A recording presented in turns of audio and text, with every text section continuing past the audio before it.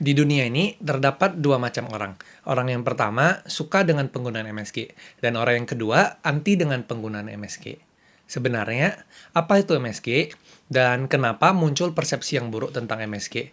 Dan apakah MSG buruk untuk kita? Halo, kembali lagi dengan saya Alexander Leslie. Di video ini, kita akan membahas tentang MSG. MSG merupakan singkatan dari monosodium glutamat, yang artinya strukturnya terdiri atas satu sodium dan satu glutamat. Glutamat inilah yang berperan dalam memberikan rasa gurih atau umami dalam makanan kita.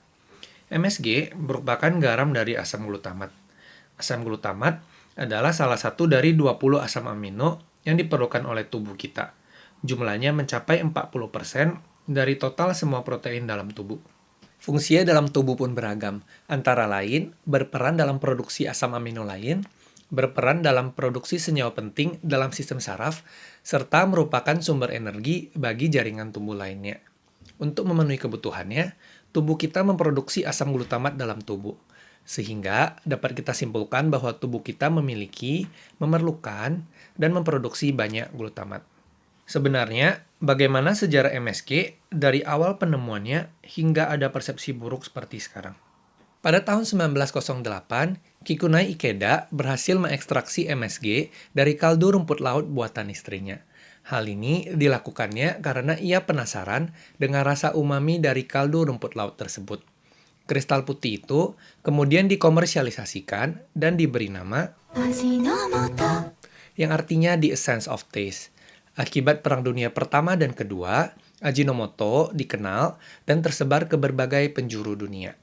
Pada tahun 1968, seorang dokter menulis di New England Journal of Medicine bahwa ia merasakan berbagai gejala setelah makan di Chinese restaurant. Gejala-gejalanya meliputi kebas di belakang leher yang menjalar ke kedua lengan dan punggung, lemas, dan detak jantung tinggi.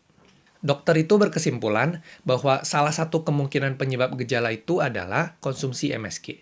Sejak saat itu, muncul berbagai laporan yang menyatakan hal yang sama, dan itu merupakan awal mula penyebab MSG dianggap buruk bagi kesehatan. Jadi, apakah penggunaan MSG harus dihindari?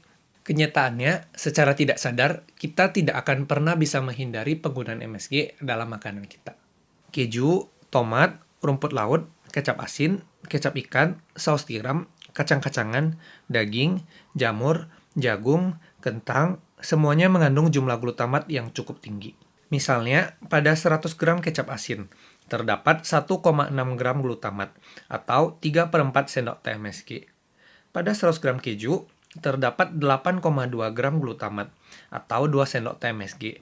Dan pada 100 gram daging sapi, terdapat 6 gram glutamat, atau 1,5 sendok teh MSG. Bahkan, proses pengolahan makanan juga dapat menambahkan jumlah glutamat dalam makanan secara signifikan. Misalnya, proses fermentasi, proses pengeringan, dan proses pengasapan. Maka tidak heran kalau dried aged steak jauh lebih enak dan lebih mahal dibandingkan dengan steak biasanya. Atau contoh populer lainnya adalah kimchi, tahu, dan tempe. Dan sadar tidak sadar, kita telah mengkonsumsi banyak glutamat setiap harinya.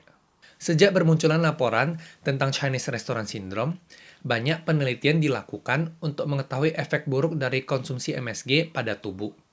Kesimpulan yang dapat diambil dari penelitian-penelitian ini adalah tidak ada efek buruk dari konsumsi MSG dalam kadar normal pada populasi umum. Banyak gejala-gejala yang dialami ini merupakan akibat dari efek psikologis atau yang biasa kita sebut sebagai efek nosibo. Artinya, seseorang mengalami gejala tersebut akibat ia menyadari ia telah mengkonsumsi MSG, bukan akibat dari MSG itu sendiri. Bahkan, Food and Drug Administration di negara Amerika Serikat dan European Food Safety Authority di Uni Eropa sepakat bahwa MSG aman untuk dikonsumsi asal dalam kadar normal. Di Uni Eropa, acceptable daily intake dari MSG adalah 30 mg per kilogram berat tubuh per hari. Artinya, jika seseorang memiliki berat badan 60 kg, maka jumlah intake maksimum yang direkomendasikan adalah 1,8 gram atau setengah sendok teh. Selain itu, penggunaan MSG dalam makanan juga memberikan beberapa keuntungan, antara lain meningkatkan proses salivasi atau pengeluaran air liur dalam mulut untuk membantu proses pencernaan, meningkatkan nafsu makan, meningkatkan keadaan kenyang sehingga mengurangi jumlah intake kalori, dan terakhir, karena fungsinya sebagai penambah rasa, maka penggunaan MSG dapat mengurangi penggunaan garam, sehingga mengurangi jumlah natrium dalam makanan. Dan ini penting untuk orang yang memiliki penyakit darah tinggi.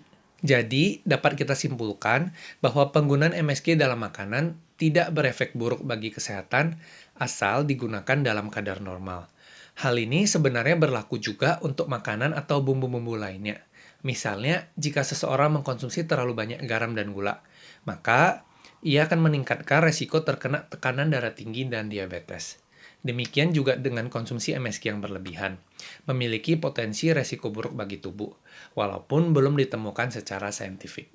Demikian video hari ini, saya harap video ini membuat kita semua menjadi lebih bijaksana dalam menggunakan MSG. Share video ini kepada teman-teman kalian yang masih anti dalam menggunakan MSG, atau yang menggunakan MSG secara berlebihan. Jika teman-teman punya pertanyaan lebih lanjut, atau masukan, atau ide topik untuk video-video selanjutnya, boleh disampaikan melalui kolom komentar di bawah. Dan jangan lupa subscribe dan like video ini. See you on the next video.